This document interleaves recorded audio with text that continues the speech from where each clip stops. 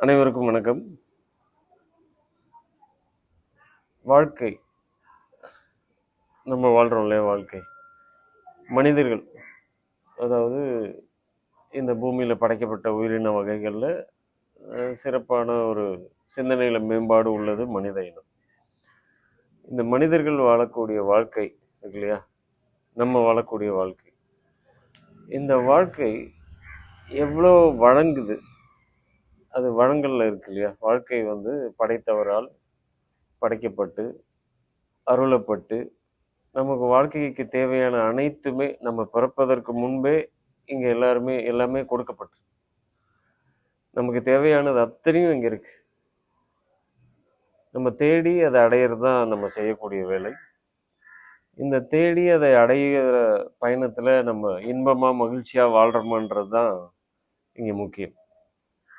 அதன்படி இந்த வாழ்க்கையே வழங்கியிருக்கிற இந்த வாழ்க்கை, அதை வழங்கிய இறை, இதெல்லாம் நம்ம எப்படி உணர்றோம்?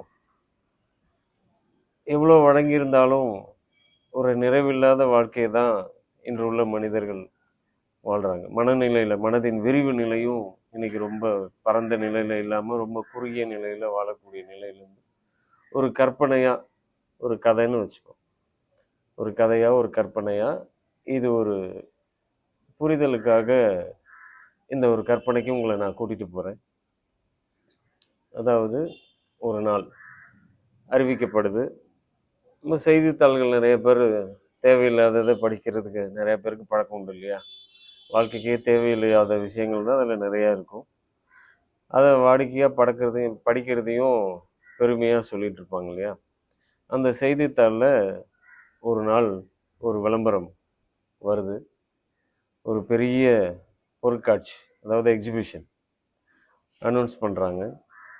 அது சில 1000 ஏக்கர் பரப்பளவில் நடத்தப்படுது. அதற்குண்டான முகவரியும் சொல்லப்பட்டு அதற்குண்டான தேதியும் அறிவிப்புகள் வழங்கப்படுது. அந்த பொருட்காட்சியோட சிறப்பு என்னென்னா, நம்ம இப்போ வாழ்க்கையில் வாழும்போது நமக்கு என்னென்ன தேவைக்காண்டி நம்ம ஓடுறோம் வாழ்க்கையில் அப்படின்னா, பொருள், அதன் பிறகு அதற்கு தேவையான நல்ல வீடு, அந்த வீடுலேயும் பெருசாக கட்டுற மாதிரியான வீடுகள், அதன் பிறகு வாகனங்கள், அதன் பிறகு பொன், நகை, அதன் பிறகு சொத்து, இப்படி இன்னும் அது வரையறைக்குள்ளே வராமல் ஆசைகள் நீண்டு கொண்டே போகுது. இப்படி நிறைய நம்ம வாழ்க்கைக்கு தேவையானதை அடைவதற்காக தன்னை உணராமலும் தன்னையே தொலைச்சு வாழக்கூடிய ஒரு நிலையில தான் இன்னைக்கு எல்லாருமே இருக்காங்க. அப்படிப்பட்ட தேவைகள் அனைத்துமே அந்த பொருட்காட்சியில் வைக்கப்பட்டிருக்கு. நம்ம வாழ்க்கையில் என்னெல்லாம் நம்ம ஆசைப்படுறோமோ, ஆசை தானே, அந்த ஆசைக்கு உண்டான அனைத்துமே அந்த பொருட்காட்சியில் வைக்கப்பட்டிருக்கும். அதாவது என்ன வைக்கப்பட்டிருக்கும்? கடைகள், எல்லா ஸ்டாலும் இருக்கும். உங்களுக்கு எந்த ஊரில் சொத்து வாங்கணுமோ அந்த பத்திரங்கள் அங்கே இருக்கும். அதை நீங்கள் அது மாதிரி ஒரு நகைக்கடை, பெரிய பெரிய நகைக்கடைகள் உள்ளே இருக்கும். கார்கள், விதவிதமான கார்கள் ஷோரூம் எல்லாமே இருக்கும். ஆடைகள், எல்லா ஆடைகளும், எல்லா விதமான கம்பெனி பிராண்டு எல்லாம் சொல்கிறீங்களே, அதுக்கு உண்டான கடைகள், எல்லா பிராண்டு கடைகளும் அங்கே இருக்குது. அதன் பிறகு வீடு, இந்த மாதிரிலாம் வீடு கட்டணும். அதே போல் அந்த மாடல் வச்ச வீடுங்களோட புகைப்படங்கள்லாம் அந்த அமைச்சு கொடுக்கக்கூடிய நிறுவனங்களுடைய அலுவலகங்களும் அங்கே இருக்கும். எல்லாமே இல்லை, நீங்கள் வீட்டுக்கு தேவையான பொருட்கள், பெட்டு, சோஃபா, என்னென்ன வேணுமோ வாழ்க்கையில் நீங்கள் எதெல்லாம் ஆசைப்படுறீங்களோ அதுக்கு உண்டான கடைகள் அத்தனையுமே அந்த பொருட்காட்சியில் வைக்கப்பட்டிருக்கு. இதற்கு உள் நுழைவதற்கு உள்வாசல் ஒன்று, ஒரு கேட் போட்டு ஒரு வாசல் இருக்கும். வெளியில் வர்றதுக்கு அவுட் கேட். இது ஒரு சுற்றி மூடப்பட்ட ஒரு நிலப்பரப்பில் தான் இந்த பொருட்காட்சி நடக்குதா அறிவிக்கப்படுது. இந்த பொருட்காட்சியை நடத்தக்கூடிய நபர், அவரும் அந்த பொருட்காட்சியில் ஒரு உயர்ந்த கோபுரம் அமைக்கப்பட்டு மேலே ஒரு கிளாஸ் ரூம், கண்ணாடி அறையில் அவர் உட்காந்து இந்த பொருட்காட்சியை வேடிக்கை பார்ப்பார். இவங்களாம் எப்படி போகிறாங்க மனிதர்கள் அப்படின்றத பார்ப்பது. இந்த அறிவிப்பை நீங்கள் செய்தித்தாளில் பார்க்குறீங்க. செய்தித்தாளில் பார்த்து இதுக்கு அனுமதி இலவசம், அனுமதிக்கு கட்டணம் கிடையாது. இன்னொரு இதில் சிறப்பு என்னன்னா, அந்த பொருட்காட்சிக்குள்ளே வந்து நீங்கள் எதெல்லாம் தொடுறீங்களோ கையில் எதெல்லாம் தொடுறீங்களோ அதெல்லாம் உங்களுக்கு சொந்தம். பணம் கட்ட தேவையில்லை. நீங்கள் எதெல்லாம் ஆசைப்படுறீங்களோ அதெல்லாம் நீங்கள் தொட்டுட்டு வந்துட்டா போதும். எதெல்லாம் தொடுறீங்களோ அது உங்களுக்கு உரிமை. இதுதான் அந்த பொருட்காட்சியுடைய சட்டத்திட்டம். இந்த பொருட்காட்சியை நடத்துறது யார் அப்படின்னா கடவுள். கடவுள் தான் நடத்துறார். அவர் தான் அந்த உயர்ந்த கோபுரத்தில் கண்ணாடி அறையில் உட்காந்து பார்க்குறாரு. இந்த தேதி அறிவிக்கப்பட்டு அன்னைக்கு காலையில் எல்லாருமே உள்ளே வரலாம். அவங்கவுங்க அவங்க ஆசைப்பட்டதெல்லாம் தொட்டுட்டு வெளியில் போயிடலாம். வீட்டுக்கு வர்றதுக்குள்ளே அவங்களுக்கு நீங்கள் அவங்க தொட்ட பொருளெல்லாம் வீட்டிலே இருக்கும். அந்த சொத்துக்கள் அந்தந்த இடத்துல இருக்கும். அதெல்லாம் அவங்களுக்கு உரிமை. இந்த குறிப்பிட்ட நாளும் அந்த தேதி ஒரு மாதத்துக்கு முன்னரே அறிவிக்கப்பட்டது. அந்த நாட்கள் வர வர உங்கள் மனம் எப்படி இருக்கும் அப்படிங்கிறத இந்த நிலையிலிருந்தே யோசிச்சு பாருங்க. எதெல்லாம் தொடலாம் அப்படின்னு. அந்த நாள் வர வரை உங்களுடைய மனம் நிதானமான நிலையிலையும் அமைதியிலையும் இருக்குமா அப்படிங்கிறதையும் இந்த இடத்துல கொஞ்சம் நிறுத்தி பார்த்து எதெல்லாம் தொடலான்னு ஒவ்வொரு நாளும் தூக்கமே ஒரு சில பேருக்கு போயிடும். இது உறுதி, இது சும்மா இல்லை அப்படின்னு சொல்லி நான் ஒரு கற்பனைக்கு இது கதையாக சொல்கிறேன். அந்த நாள் நெருங்க நெருங்க உங்களுக்குள்ளே இருக்கிற பதட்டம், அந்த ஆசையின் மிகுதி, உங்களுடைய சுவாசமே மாறி இருக்கும். ஒவ்வொருத்தருடைய சுவாசமே மாறி இருக்கும். 2 நாள் முன்னரே அங்கே போய் அது நடக்கக்கூடிய சுற்றுப்பகுதியில் ரூம் எடுத்து தங்குறவங்களையும் இருக்கலாம். இதெல்லாம் கூட நடக்கும் தானே. சரி, அறிவிக்கப்படுது காலையில் ஒரு 9 மணிக்கு அந்த நுழைவாயில் திறக்கப்படும். அங்கே எவ்வளோ கூட்டம் இருக்கும் இல்லையா? எவ்வளோ கூட்டம் இருக்கும்.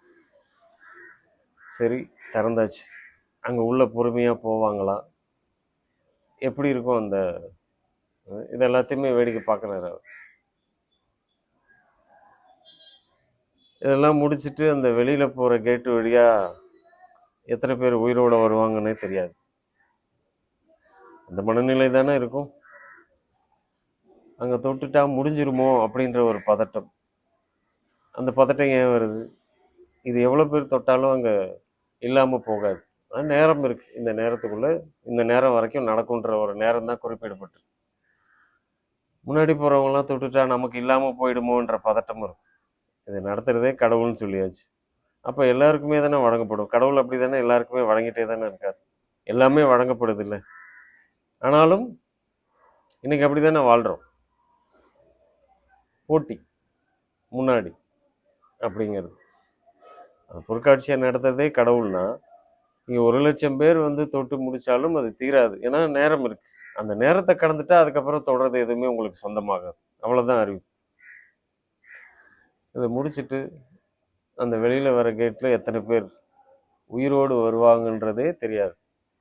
அப்படிப்பட்ட மனநிலையில் தான் அங்கே இருக்கும். சரி, இதை கேட்குறீங்க இல்லையா? நான் இங்கே கொஞ்சம் நிறுத்துகிறேன். நீங்கள் கண்களை மூடி நீங்கள் இதெல்லாம் தொடுவீங்க அப்படிங்கிறத நிறுத்தி பாருங்கள்.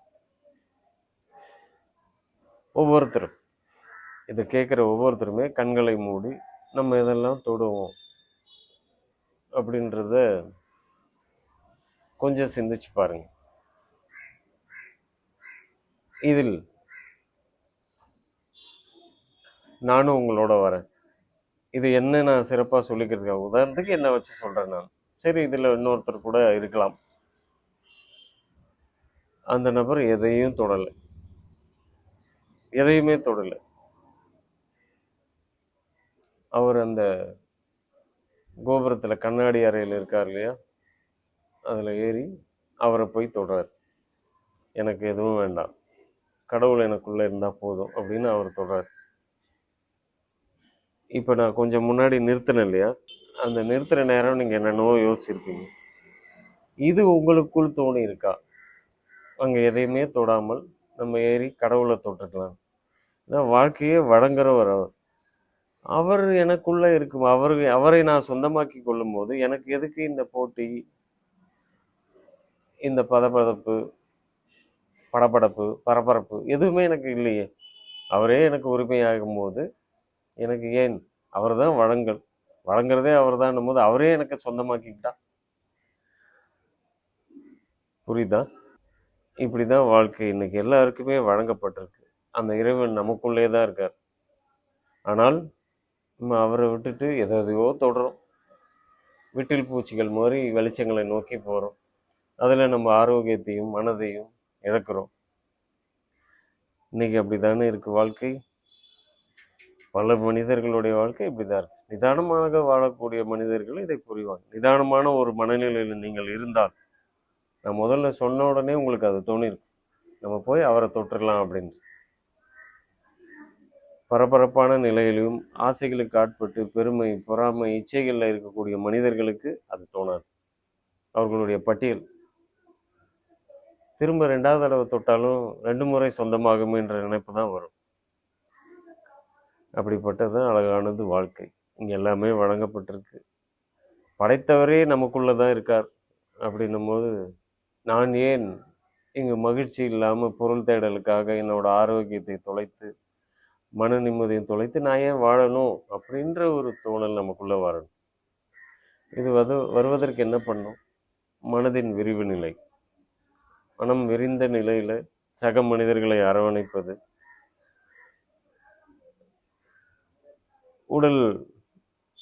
உடல்லையோ பொருளாதாரத்திலையோ வருந்தவர்களை அரவணைச்சு அவர்களுக்கு உண்டான வழிகாட்டுதல்களையும் வழங்கல்களையும் கொடுப்பது தான் மனதின் விரிவு. ஒரு 10 பேருக்கு பசித்தவருக்கு உணவளிப்பது கூட மனதின் விரிவு நிலை தான். அந்த நேரத்தில் மனது விரிவடையும் தானே. இது போல் எவ்வளவோ செயல்கள் நம்ம வாழ்க்கையில் நம்மளை சுற்றி நம்ம அமைச்சிக்க முடியும். அப்படிங்கிறத இதில் இருந்து நம்ம ஒரு புரிதலாக எடுத்து, வாழ்க்கையை வழங்குபவரே என்னுள் இருக்கிறார் எனும்போது எனக்கு ஏன் இந்த பரபரப்பும் பதட்டமும் கவலையும்? ஏதுமற்ற நான் மகிழ்ச்சியாக மட்டுமே வாழ்வேன். நான் இறைவனின் குழந்தை.